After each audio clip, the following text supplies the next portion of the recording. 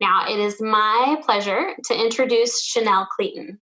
Chanel is the New York Times and USA Today bestselling author of Next Year in Havana, When We Left Cuba, and The Last Train to Key West. Originally from Florida, Chanel grew up on stories of her family's exodus from Cuba following the events of the Cuban Revolution. Her passion for politics and history continued during her years studying in England, where she earned her bachelor's degree in international relations and a master's degree in global politics. She also received her JD from the University of South Carolina School of Law. So now I'll turn it over to Chanel. Chanel, thank you so much for being here today. Thank you so much for having me. I'm so thrilled to be here and to be able to talk to everyone. And we were just talking earlier about how, I guess one of the nice things that has come out of this is the ability to do these virtual events. And, maybe if we wouldn't be able to meet in person, at least we have this connection that we're able to do. So I'm so thrilled to be here talking with all of you. And thank you so much to the North Central Regional Library for hosting me and for facilitating this conversation. I thought I would just talk a little bit about myself and my books and the new book, which is The Last Train to Key West. I always have to show off the cover because my publisher does such amazing covers, so I always love to highlight those. But yeah, I'm going to just talk a little bit about the book, and then at the end, I'm happy to take any questions. So if you have anything, I love answering your questions. I find that some of the best discussions come out of the things that readers ask me, so I always love to address those. But as you heard in my bio, I am Cuban American. I'm originally from Florida, and I really kind of grew up on my family's stories of Cuba and their love for their homeland. And that's definitely inspired my writing with historical fiction. Before I wrote historical fiction, I was a published romance author. And then about 4 years ago, I made the transition to writing historical fiction. And my first release was Next Year in Havana. And that book was a book that was really inspired by one of those family stories. It was a story that I hadn't heard before that my father told me of a night before my family left Cuba in 1967, when everyone sort of met under the cover of darkness and they buried all of their valuables in the backyard of their home. And this was a pretty common practice in Cuba at the time. When you left the country, you really couldn't take much of value with you. You were searched at the airport and items were seized.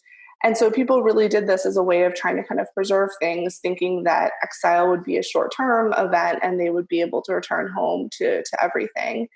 And so as a writer, when I heard that story, I was just really gripped with this idea of, if you were forced to leave the only home you'd ever known and you didn't know when you could return, what would you choose to save for the day that you could go back? And that story really planted the seed with me. And then as I started exploring the novel and kind of opening up this ability to write about my Cuban American heritage, my relationship with my grandmother, and all of those feelings of identity that I hadn't really explored in my other novels yet, I really fell in love with the idea of telling these stories. And so I introduced my Perez family, which is a fictional family, but very much kind of inspired by some of the things I grew up with, some of the stories I heard growing up, and certainly that love, as I mentioned before, that so many exiles of that generation have for their homeland. And really, at the time I wrote Next Year in Havana, I thought that was going to be it for me with historical fiction. I didn't necessarily see it being this big pivot to a new career. But as soon as I introduced the Perez sisters and met Beatriz, I fell in love with her, and I knew I had to tell her story. And that's how I ended up writing When We Left Cuba. And from there, I just knew that I really wanted to follow this family through history. It's been such an interesting way to kind of learn more about Cuban history. It's opened up discussions in my family about their experiences during the revolution and its aftermath that I didn't necessarily know about. And it's really helped me to connect to other readers who have shared their family stories with me, and definitely given me this really rich sense of being part of a larger community and learning from all of those experiences and the ways that we're similar and that those histories are similar. So it's been really, really rewarding and definitely really fascinating to learn all these different periods in history. While Next Year in Havana and When We Left Cuba are set in 1959 and then the early 1960s, The Last Train to Key West, my newest novel, is a bit of a departure for me in terms of the fact that we're now going back in history a little bit. And with this book, I was kind of at the end of writing When We Left Cuba at the time, and I was looking for my next book idea. I typically like to know what I'm going to be working on when I'm finishing up a book. There's, I think, a little bit of a comfort zone feeling there to know that you have an idea waiting in the wings, and it helps you get excited and just have something to kind of transition from that. Not let down, but there's always a little bit of an emotional feeling when you end a book and you kind of say goodbye to the characters for the last time. And so I love having something to look forward to. And with The Last Train to Key West, it was a story that I came across. I was doing hurricane research just personally about the storm season, and I came across the mention of a storm that I had never heard of before, and it was the Labor Day hurricane of 1935. And as I mentioned, I'm originally from Florida, and having grown up in the state and learned what I thought was quite a bit about Florida history, I was really surprised that it was a storm I had never heard of before. And the more I started to kind of dig into the different layers of the storm, the more it really just kind of gripped me. And I knew that it was a story that I wanted to tell. And I began to kind of think about what sort of characters would populate the book and how all of these really fascinating cultural intersections that I kept coming across would come to life in this fictional story. So with the 1935 Labor Day hurricane, it was one of the most powerful and deadliest storms to hit the United States. It hit, obviously, Labor Day weekend in the Florida Keys. And what was really significant and what probably first caught my attention about it was that there were World War I veterans who were down in the Keys building the overseas highway at the time. And they were tragically not evacuated properly, and many of them lost their lives. And at the time, it was a really big source of there was a big national outcry. So Ernest Hemingway wrote an op-ed called Who Killed the Vets that basically talked about the maltreatment of the World War I veterans. And it led to lots of congressional inquiries into the storm and the aftermath and exactly what the breakdowns were and why these veterans weren't treated properly. Also, at the same time, you have the Great Depression going on. So there's this other layer of people who have come back from the war, they're shell-shocked. They had been protesting in Washington, D.C. because they had not received the bonus payments that they wanted and had been promised. And so the government kind of sent them down to the Keys, sort of out of sight, out of mind, to give them a project to work on, but also to very much keep this off the front pages that we had this population of people who volunteered to fight and were now very disgruntled because the government didn't do what they promised that they were going to do. And obviously then with the Great Depression, you have people who are out of work, who are very much desperate. And it was kind of this just conflagration of so many different elements that really led to this desperate situation down in the Keys. The Keys in particular had been hard hit economically before the Great Depression.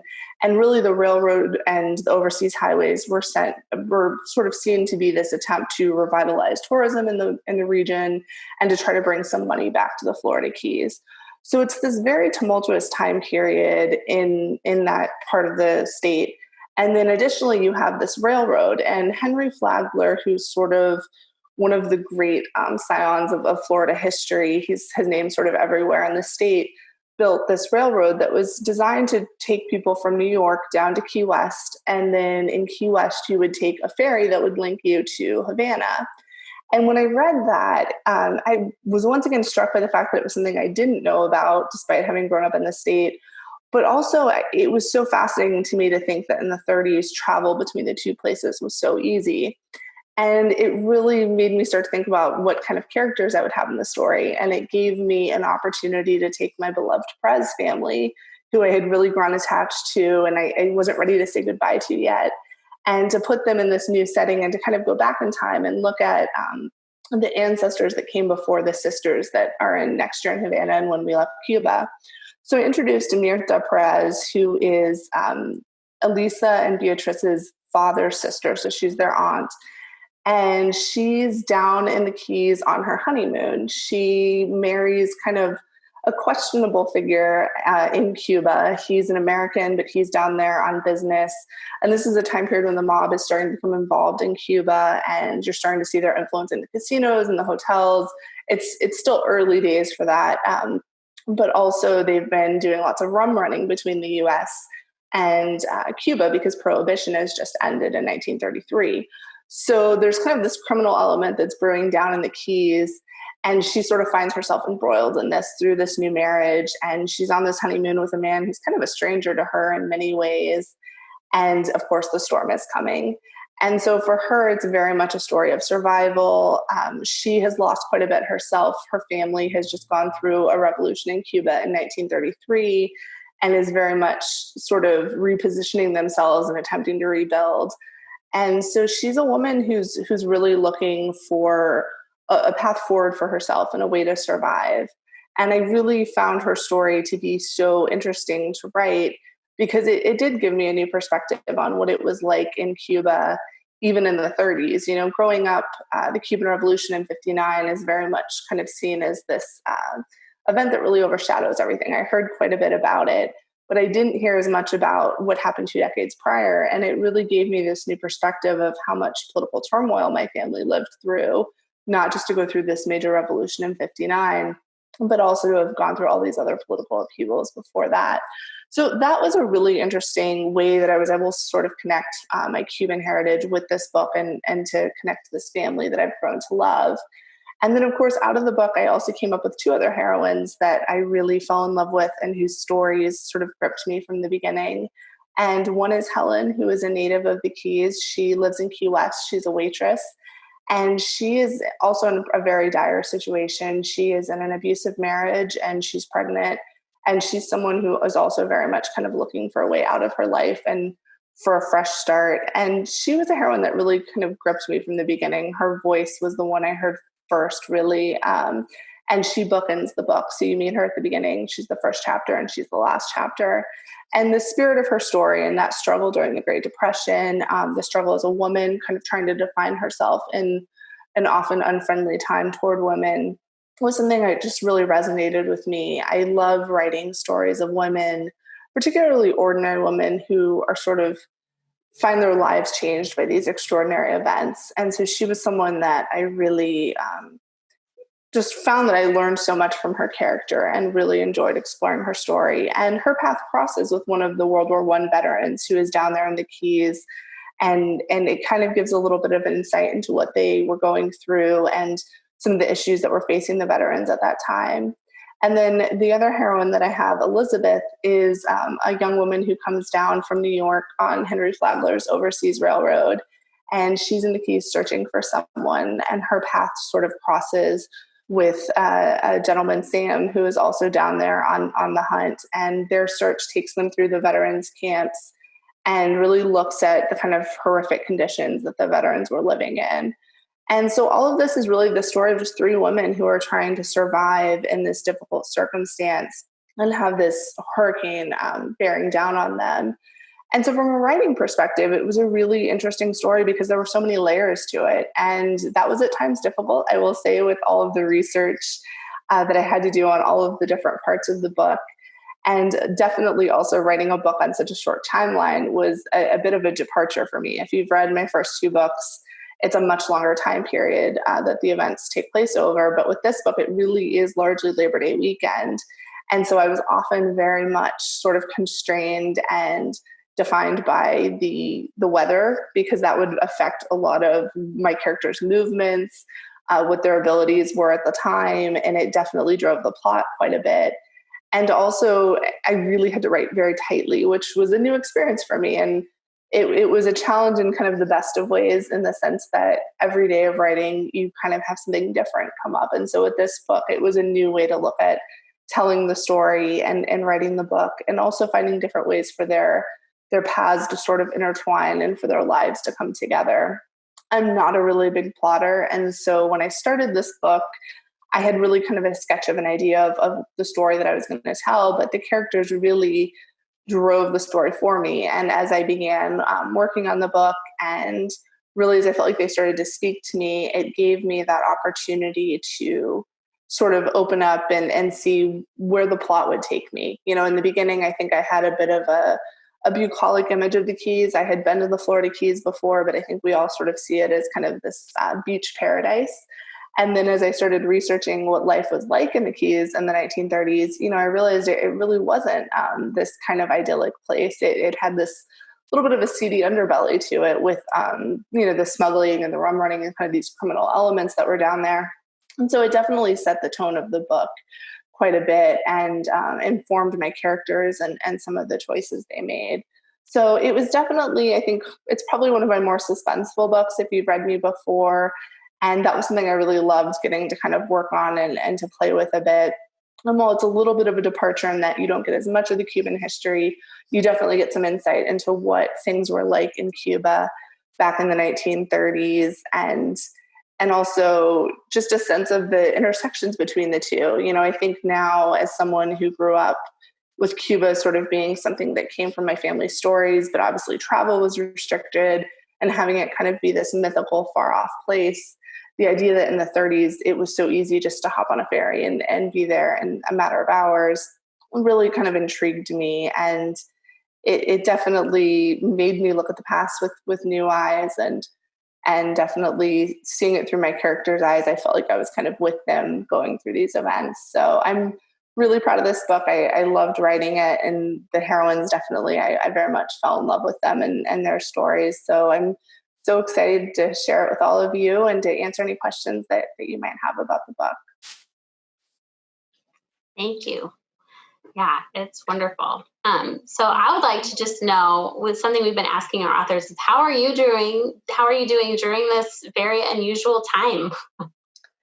It's been interesting. I mean, I think in some ways things, I obviously work from home. So in that, I've not had the same change of not going into an office like so many have. But I will say for creativity, it's been very difficult. And I've not been writing as much as I should have. And I have a deadline coming, which is a little bit alarming. So I'm hoping that I will get back to kind of normal. Ironically, though, this always sort of happens to me. The book I need to write always kind of aligns with the moment that I'm in my life. And so in a way, I haven't been writing, but I've really been marinating over the character and her motivations. And I'm finding a lot of parallels in kind of some of the things I'm feeling right now, and I think things that she'll be feeling in her story. And so I should be kind to myself in saying that I haven't been working, but I definitely have kind of been mentally laying the groundwork for how I'm going to, I think, put some of the cathartic pieces of my emotions on the page in the form of my characters' experiences. I definitely do that with a lot of my books. Writing's very much an emotional exercise, and I've been really fortunate that it seems almost serendipitous that the book that I needed to write at that time has kind of come when I needed it. So. Yeah, absolutely. Can you tell us anything about this book that you're working on?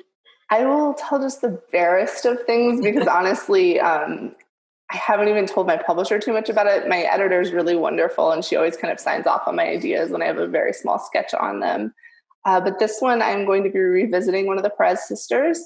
So I always get asked if I'm going to tell either Isabel or Maria's story, and I am. And so it'll be a book that Mirta will probably show up in again. So Mirta from The Lost Train to Key West, we'll see her as kind of a side character. And then we'll see one of the Perez sisters. And there's a third character that I'm kind of tying in, and that one will be out in, I guess, 2022. So we're still a little bit off, and it's still very much early days on the idea, but I'm really excited for it. That's so exciting. That's great to hear. We would love to know what types of books you are drawn to reading during this time. That's a great question. I am a big reader. I will say I've had a little bit of challenge reading with this. I think anything that's really required concentration has been a bit of a challenge with me. But I will say that has made the books that I've read and fallen in love with be that much more special, I guess. Mm-hmm. So really, there have been a lot of different genres I've really enjoyed. I really read pretty much everything. So I'll say for romance, I read Beach Read by Emily Henry. And that was wonderful and very much the escape I needed. It was, it's a great book. I highly recommend that one. If you're looking for an escape, that's a great one. Also, You Had Me at Ola by Alexis Dario, which is coming out, I think, in 3 weeks, maybe. That was really wonderful. I read an arc of that one and really enjoyed it. I read The Cubans by Anthony De Palma, which is nonfiction, and that book was tremendous. I think it's definitely going to be the best book I've read this year, my favorite book. It just really spoke to me on such a deep level, and is just a really beautiful depiction of lives of people in Cuba who are kind of struggling with the different issues in modern day Cuba. He really lets them tell the story, and he's a journalist, and just the way that it comes across, you definitely feel like you get a sense of their lives and what it's like for them. So it's a really beautiful, beautiful book. And I also, historical fiction, I will say, I just read a book that's coming out called Courage, My Love by Kristen Beck. It's going to be out next year, actually. So this is a little bit of a long lead, but I read an arc of that one and it was tremendous. It's set during the Italian Resistance in World War II. And it was something I didn't really know that much about. And it has such a gift for storytelling. So I really loved that one as well. I'll have to add it to the list for when it comes out. Yes, it's wonderful. I think it's maybe February it's coming out. Don't quote me, but I think it's coming out early 21. Awesome. Other than reading, are there other hobbies or routines that are just giving you life right now? I've definitely been binge watching shows, so that's been a big one. Yeah, just kind of getting by, I guess, to be honest. I've been doing lots of face masks, just little self-care that I can try to do. I haven't cooked too much. I haven't really gotten into the baking bug, but just little things that can kind of make the day better, I think definitely help. So. Yeah. Is there a show or two that you're really loving? I love One Day at a Time. That's a really great remake that's come out about a Cuban American family. And so I've binged that season. It's on hiatus right now, but that was really wonderful. And then I'm very much a Bravo girl. So I watch a lot of The Real Housewives and all that. So just anything that kind of lets me escape a bit. It's the perfect escape. Right. Yes. Totally. Well, I'd like to ask some questions about your books and your writing. Our first one is, your books explore women's relationships, sisterhood, and friendship. Why are these topics so important to you to write about? I think it's just a kind of natural story that I'm drawn to when I look at my own life and the relationships that have been really influential to me. I mentioned before, with Next Year in Havana, my relationship with my grandmother was definitely very influential and was something that was very personal and kind of emotional to write about, but important to me. So I think really I just love to celebrate women and their stories and these moments in history that they've been through and just kind of the whole experience of what we go through. Yes. Of the three heroines, and I have a guess, but of the three heroines in The Last Train to Key West, who is your favorite to write about and why? That's a great question. And I think, so I have to add some caveats because I think favorite to write about might be a little bit different for me. Okay.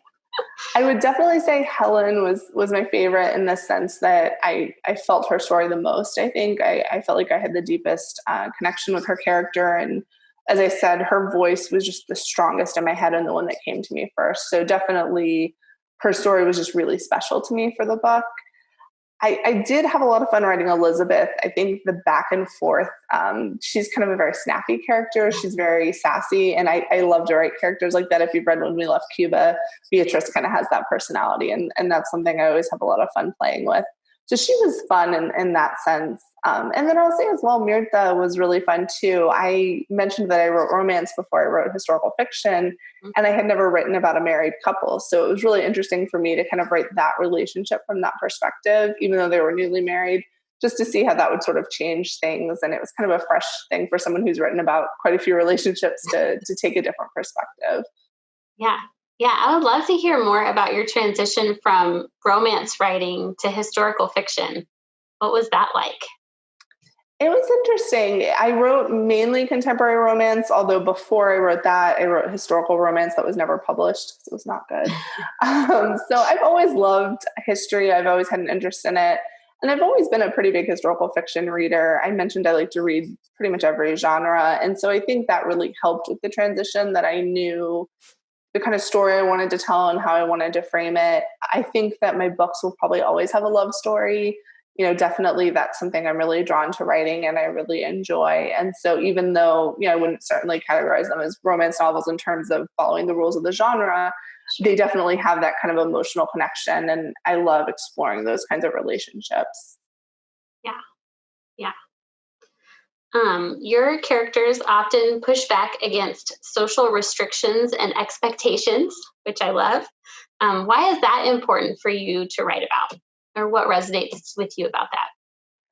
I think there's a few different layers to it. So I will say that as someone who goes through the historical record, I always find it really fascinating that, we get this kind of criticism, I think, in historical fiction often, that we're looking at history through the lens of modernity.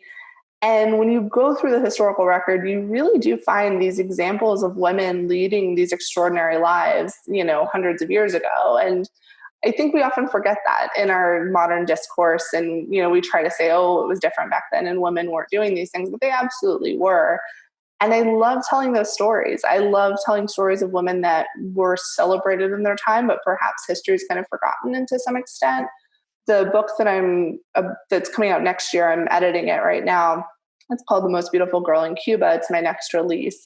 And it was inspired by a true story of a woman named Evangelina Cisneros. And she lived during the fight for independence from Spain in Cuba. So she was active kind of at the turn of the century and during the Gilded Age, the end of the Gilded Age. And she was a woman who was a revolutionary, and she was falsely imprisoned by the Spanish for her role and for kind of some complicated things that happened with a Spanish officer back then. But really, she was a woman who led a very daring life, and she was kind of an international celebrity at the time. She was very much celebrated. She was all over the papers in New York City. And then very much her story has kind of been forgotten largely. And so it's stories like that I just think are so fascinating, to draw from. And then also from my own ancestors and my own family experiences. I'm looked at my grandmother's life. She was pregnant during the Cuban Revolution. And, when I was formulating Elisa's character in Next Year in Havana, I really thought about what it must have been like to go through so much turmoil and upheaval and to be in, personally such a difficult and kind of new period in your life as well. And so I think that there's just inspiration wherever you look, be it in the people that are around you or in going through history. And, there's something wonderful about celebrating women who are able to carve a place for themselves in a world that is often, very difficult for women to find a role. I will say, though, my new book that I'm working on, the one that I kind of teased, I did think about what it would be like to be a woman who didn't want to be in that position, but still having to navigate really different situations. Mm-hmm. And so I'm kind of interested to look at it from that perspective of maybe being kind of unwillingly thrust into this thing where you have to go outside of your comfort zone. Maybe you're a little bit shyer or a little bit quieter, and all of a sudden now you're on this stage that you're not used to. So I think all aspects of those experiences are just really fascinating to me. And I guess I love kind of seeing how people work and understanding that a little bit better. Mm-hmm. Yeah.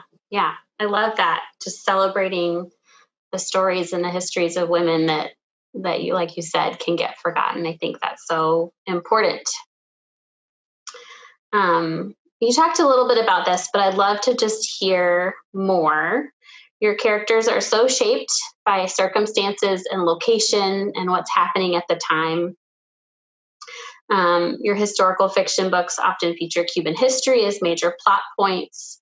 You just kind of shared a bit why you're drawn to this topic, but I would just love to hear some more about that and the impact that Cuba has and Cuban history has on you and your family connection. Have you spent time in Cuba? Just love to hear more about that. Sure. So I haven't spent time there. When the discussion happened with my father, where he told me that story, we were actually supposed to go for a family reunion. My grandmother has kind of a large family. There's like 60 something of us, and we do reunions every few years. And when travel had opened up under President Obama, we were planning to go in 2016. And in kind of the planning of the trip and everyone getting on the same page, my grandfather, who's 97, became very upset with us and with the idea of going and supporting the regime. And it really opened up a conversation in the family with what he'd experienced. I will admit, my family talked about the Cuban Revolution pretty much daily. My grandparents lived with us growing up. And so I very much grew up in a household where that was, a huge event that shaped them and that they never forgot. Mm. But at the same time, a lot of the stories that I heard were definitely the stories of the good times in Cuba and what they loved about it and what was wonderful, and very much less about kind of the struggles that they went through and the darker things that they experienced. And I don't know if that was the virtue of me being younger and them not wanting to expose me to those things, or if it was simply that it was too painful for them to kind of relive those experiences, and they really just wanted to remember the good times as much as they could. So I'm not quite sure, where that line was, but I just know that I didn't fully appreciate how bad things were really until I started researching Next Year in Havana, and I started really talking to them about their experiences, and then hearing from other Cubans who had similar experiences and shared those with me. And it helped me to kind of understand my grandfather's fear a little bit better. He had friends who were political prisoners for decades. Wow. He had a hard time getting out of the country. He was actually sent as punishment. When he asked for permission to leave Cuba, he was sent as punishment to the country for a year away from his family to work. There were people who were working in the fields, and it was apparently quite violent. One of my other readers had a family member and was telling me the stories she had heard, and it was very eye-opening and something I didn't fully appreciate, when I was younger. I think it's hard when you look at things from a lens of living in a country where those aren't things you really have to worry about. And it wasn't until I really started digging deeper into my heritage and talking to my family that I truly appreciated just how difficult and terrifying those times were for them. I mean, my grandfather to this day doesn't like to waste food because, he knew what it was to truly be hungry and not have food and to go through all of those experiences. So it's definitely been eye-opening. It's really personal. I think anytime we write about identity, there's a vulnerability that can be uncomfortable. And with Next Year in Havana, that was tough. I definitely put a lot of my feelings, my insecurities on the page in the form of Marisol and her kind of journey about what it means to be Cuban American when you don't have a physical tie to a place. But at the same time, I think for so many of us who come from exile families, my family came here as refugees, and there's this very passionate sense that they want to keep the culture alive. They want to keep their heritage alive. And so it feels like the baton kind of gets passed down to you in a way. And that, for the younger generations, we don't necessarily have that physical connection and we didn't live through those events. But as the older generations pass on, it's kind of on to us to preserve those memories and to keep it passing through the family, because they certainly fought and sacrificed, for so much to be able to give us the lives that we have. So it's a really fulfilling thing to be telling these stories. It's also, kind of hard sometimes to be so open. Next Year in Havana in particular was really emotional for me to write. My grandmother passed away about a decade ago. And so writing about that relationship and that loss was definitely a little bit difficult. But it's been interesting. And my next book, which I mentioned, The Most Beautiful Girl in Cuba, takes me even further back in history. And for those of you who don't know, during the fight for independence from Spain, Cuba went through this really difficult period where there were reconcentration camps. The Spanish set up these camps and basically drove Cubans out of the countryside. They put them in these camps. They were malnourished. There was disease that was rampant. Hundreds of thousands died. The death tolls are disputed, but it was this really horrific, event that just kind of ravaged Cuba. They burned the countryside. Every animal was killed. Just this really devastating event. And honestly, something I hadn't really heard about, being Cuban American, and not something you hear about in the history books as much. And so researching that time period was really interesting because it kind of felt like it feels almost like I'm building a puzzle of, I guess, my Cuban history and heritage that, I don't have in the same way as you would if you're, in the United States going through schools, learning about American history. With it coming from my family, I have bits and pieces, but I don't have the whole picture. And so being able to go back in time and kind of learn more and think about, okay, well, where would my ancestors have been during this event? And what would that have been like has been really fascinating for me, definitely. Yeah, that is so interesting. I think, most of us probably don't know a lot about Cuban history. So I'd love to hear if you have recommendations. You recommended The Cubans, but do you have other recommendations of books that readers can check out if they want to learn more about Cuba? I definitely do. So The Cubans is great if you want to learn kind of modern Cuban history. I want to say they go back to like the 80s. I think it's set modern, but they tell stories kind of going back a little bit. So I think there's a little bit in the 80s, 90s, but it's mainly what they're kind of grappling with today. Carlos Ayers' book, Waiting for Snow in Havana, is incredible. It is a really, really beautiful memoir. I believe it won the National Book Award. He was a Peter Pan kid. So he came over with Operation Peter Pan, which is when Cuban families sent their children to the United States because they couldn't get them they couldn't get out of the country as a family. So they would send the kids on And in the US, the Catholic Church and various refugee organizations kind of set up to send them out to families. So either if you had a family friend or you had a family member, they might take your child in, or just someone else would take them in. And some of the families were reunited, some never were. But he was one of the children who came to the US in that program. And so his story is just really powerful of the experience of living through the revolution, and also, what that was like as a child to kind of go through that and then having to come to the United States. So that's one I definitely recommend. I will say just other Cuban stories that are great. If you want to read something that's young adult, Don't Date Rosa Santos is really a beautiful story about exile by Nina Moreno. She's Cuban. And it's this really great story about, what it's like for generations who have grown up on family stories. And she has this kind of beautiful town that she creates in Florida where the culture is just really rich and alive. And it's a great book to read. Margarita Engel writes really beautiful books about Cuba. She writes some children's books. She writes poetry. She's a really wonderful resource as well. So there's lots of great authors who are telling these stories, both fiction and nonfiction. And then great documentaries too. There's some great ones on Netflix that I've enjoyed. And I mentioned One Day at a Time too, as another great way if you want to get into kind of learning about the Cuban experience in a very funny, heartfelt way. That show is really wonderful as well. That's great. Thank you. I wrote all of those down. Okay, I would like to ask some questions about your writing process. So what you shared a little bit about it, but what is your research process like? Do you have any tips and tricks that you use when researching that might be helpful to writers who are listening? Sure. So research is such a huge part of my process with historical fiction. I would say with each book, it's a little bit different. So my process definitely has evolved with Next Year in Havana because I started off with such a personal connection to the book. And I had a pretty strong idea of the story I wanted to tell based on, my family stories and what I'd kind of grown up on.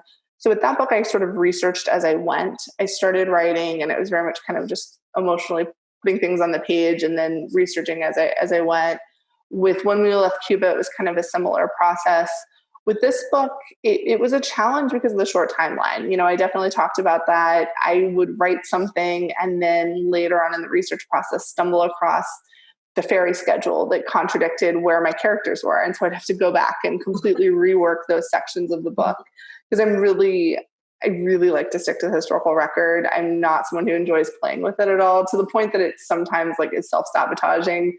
The book I just finished, my editor was like, really? Like, just put it in the author's note. No one's going to know. And I was like, no, I have to have a workaround. Like, there might be someone who's an expert on this very small, piece of history. And you still make mistakes always. Like, it's this inevitable, horrible thing for someone who's a perfectionist. But I try. So I definitely had to rework the book and kind of make it fit the timeline. But there are some really great nonfiction books about this hurricane that I'll give a shout out to. Yeah. Les Standiford's Last Train to Paradise is really wonderful if you want to hear more about the railroad and what that process was like building it, and Henry Flagler, and then ultimately the storm.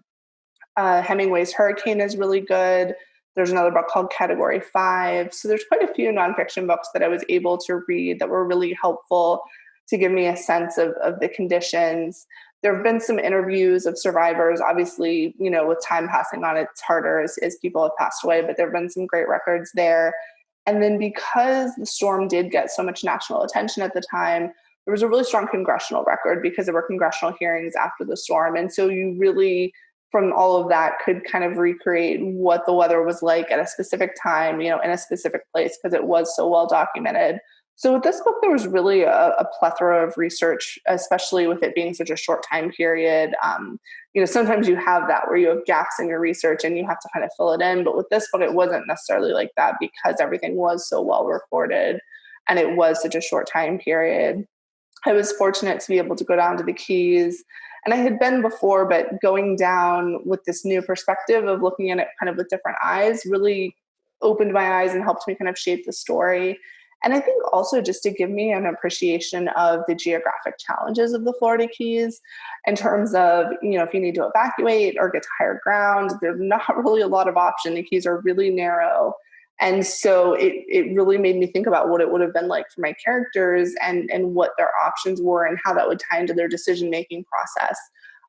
Some of the characters try to take the evacuation train that comes down, and when you look at where your options are, you can see how that might be something that someone would have done. So that part was really definitely fascinating to kind of be on the ground and to see those things. And if you're ever in the Keys, you can see sort of the remnants of the overseas railroad off in the distance if you're driving on the overseas highway. So that certainly gave me a perspective of the scope of what Henry Flagler had built. At the time, it was kind of colloquially referred to as one of the wonders of the world. And it really was this immense feat that he created that was ultimately destroyed by the storm. And it had economic problems, so it wasn't necessarily the storm that kind of led to its downfall, but that was kind of the final nail in the coffin for the railroad. So all of that was really helpful with the research. I really like to kind of get as much media as I can. So I like to look at photos, anytime that I can really kind of feel like I'm immersing myself in the setting as much as possible. I really want my readers to feel like they're on the ground with the characters and, have all of their senses kind of engaged. So even if it's making key lime pie, whatever it is, the music I listen to, I really try to get myself in the headspace of the characters. As a writer, I work in Scrivener, which is a program that I highly recommend, especially if you're writing historical fiction. It's a really wonderful way to kind of organize your story.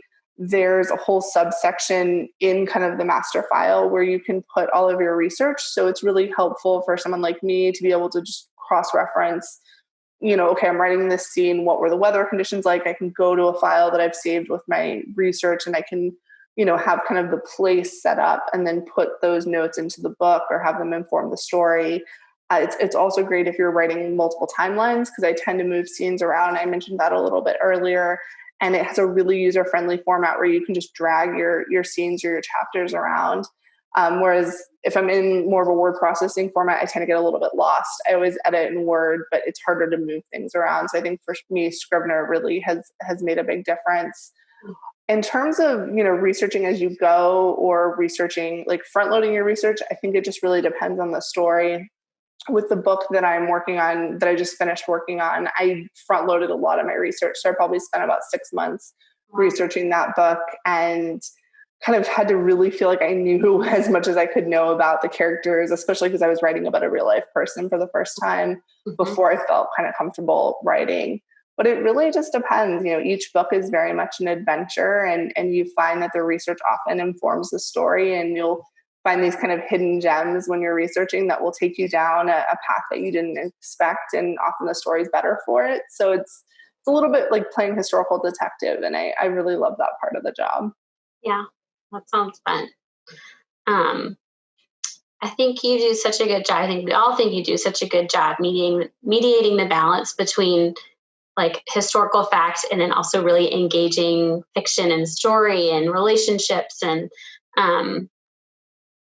you kind of mentioned that you don't really change historical facts for the purpose of your book. Is that right? Yeah. As much as I can. Yeah. I really try not to. Sometimes it's hard because you will, as I mentioned, have a gap in the historical record and then you kind of have to either extrapolate based on what it seems likely that the character would have done, based on prior actions, or figure a workaround. And then that's often what an author's note is great for. You can kind of put that in there, but I've been fortunate that I haven't had to do that yet. I'm just I have that in the back of my mind, but eventually I might have to do that. Yeah. That's great. Let's see if there's anything else before we open it up that I really want to get to. I like this question. It says, all of your historical novels are centered around women's narratives throughout history.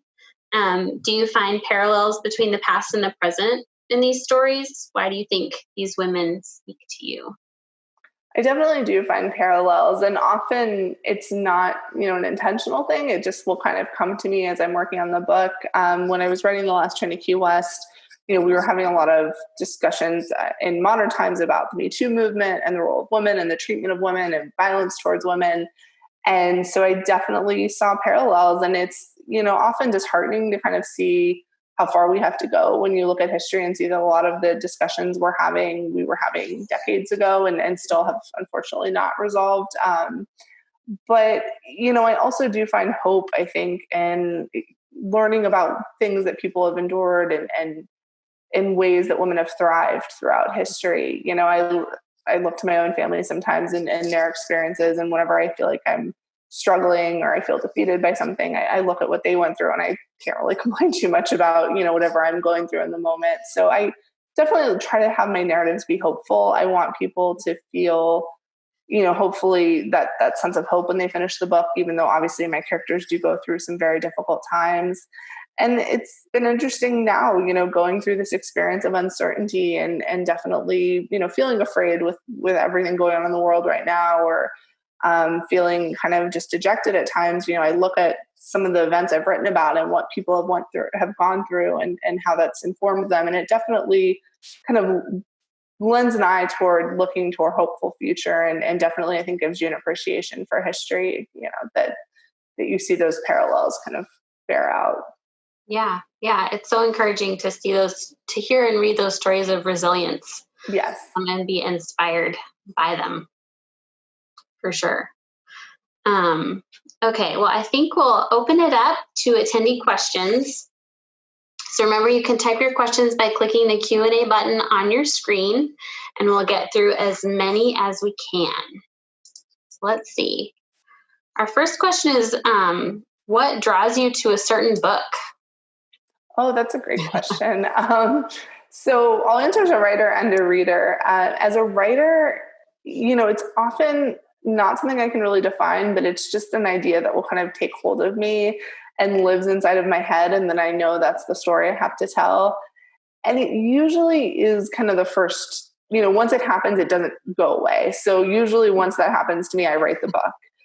And it really can be a lot of different things. I think there's definitely certain narratives that I'm drawn to. I think that stories of sacrifice really resonate with me. You talk about resilience. That's something that certainly resonates with me. And I think, we all have kind of an internal story that we tell based on the events that have shaped us, based on the things that we're passionate about. And no matter what, as a writer, that kind of always stays with you through your career. And so I tend to write books that I have a very personal connection to, characters that I can see myself in or that I connect to. And I think often it really is a way of kind of working through my own thoughts and my own feelings on a subject. We spend so much time with these characters and with these stories between, the time you're researching, drafting, and then editing the book and then promoting it. And so it really is important that it's something you're passionate about and that you have that connection, because that really is what sustains you on the days when writing might be a little bit difficult or, you're stuck in the story. You can kind of always go back to those central themes that unite you and that move the book forward. And I would say as a reader, I love learning things that I don't know about. I love kind of reading from different perspectives, looking at the world in a different way. I love stories that make me feel things on a deep emotional level. I mentioned that I wrote romance, and romances kind of always evoke that visceral reaction of me. There's just something so beautiful about two people falling in love. So I certainly am drawn to those stories. And then also, stories that I can just really get lost in. Books have been such a solace for me in kind of difficult times in my life. And so the ability to open up a great book and to kind of step away from the world and whatever it is going on in your life that's difficult or stressful is definitely a gift. Yes, absolutely. I completely agree as a librarian. Okay, we have our next question.